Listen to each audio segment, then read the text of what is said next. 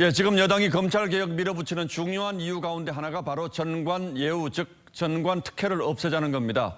돈 있는 사람들이 비싼 전관 변호사를 고용해서 죄를 피해간다는 부정적 인식이 워낙 크기 때문이죠. 그렇다면 현 정부 들어서 장관 3명을 보좌하며 검찰개혁의 선두에 있었다고 할 수 있는 김호수 총장 후보자의 경우는 어떻게 봐야 할까요? 지금부터 따져보겠습니다. 자, 윤슬기 기자, 네. 검찰 고위직 출신들이 보통 로펌에 들어가면 얼마를 받는다고 합니까? 네, 김호수 검찰총장 후보자가 이 법무법인 고문 변호사로 받은 돈은 월 평균 2,400만 원으로 드러났죠. 과거 전관예우 논란이 일었던 사례들과 비교하면 단순 액수로는 적은 편입니다. 황교안 전 자유한국당 대표가 2011년 부산고검장 퇴임 후 로펌에서 월 평균 9,400만 원, 2011년 감사원장 후보자로 지명됐던 정동기 전 대검 차장이 퇴임 후 로펌에서 월 1억 원 정도를 받은 것으로 알려졌죠. 당시 정 후보자는 이 문제로 감사원장 후보에서 자진 사퇴했습니다. 과거에는 더한 경우도 많았기 때문에 김호수 후보자 정도는 이해할 수 있다. 그러나 이렇게 볼 수는 없지 않겠습니까? 맞습니다. 무엇보다 법무부는 이런 경우를 전관 예우가 아니라 보시는 것처럼 아예 전관 특혜라고 부르며 이를 불법 행위로 단정하는 분위기입니다.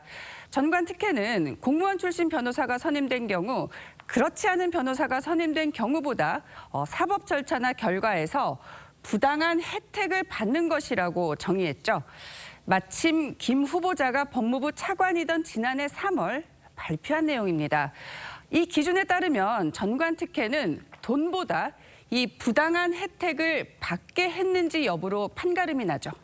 이 부당한 혜택이라는 건 구체적으로 어떤 경우를 얘기하는 겁니까? 가장 대표적인 게 전화변론과 몰래변론입니다. 수임계를 내지 않고 윗선으로 은밀하게 영향력을 행사하는 경우를 말하는데요.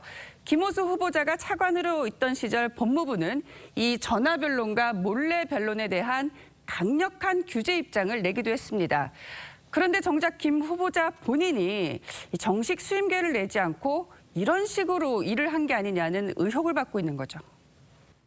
매일 출근하는 게 중요한 게 아니라 매일 출근해서 무엇을 했는지가 중요한 것이고 어떻게 이익을 창출시켰는지가 중요하다. 소명은 필요한. 자, 그렇다면 김 후보자가 구체적으로 어떤 사건을 맡았는지 앞으로 확인할 방법은 없습니까? 원칙적으로 어떤 변호사가 어떤 사건을 수임했는지를 강제로 밝힐 법적인 근거는 없습니다. 엄밀히 로펌도 사기업이고 여기서 하는 일도 이 사적인 업무의 성격이 크기 때문이죠. 하지만 검찰총장이나 법무장관 후보자 정도가 되면 어떤 사건을 얼마를 받고 수임했는지, 전관 특혜를 받은 건 없는지, 또 이해 충돌 가능성은 없었는지 투명하게 공개해야 한다는 주장이 많습니다. 고문 변호사라고 하는 게 구체적인 사건 수임을 통해서 일을 얼마나 했느냐는 확인하기가 어렵거든요. 김호수 후보자가 받았다는 금액을 둘러싸고 논란이 있긴 합니다만 나는 검찰 고위직에 있었으니까 이 정도는 당연하다. 이거야말로 특권의식이고 또 전관 특혜를 조장하는 그들만의 생각이라는 점이 이번 청문회에서 낱낱이 밝혀졌으면 좋겠습니다. 그렇습니다. 예, 윤슬기 기자 잘 들었습니다.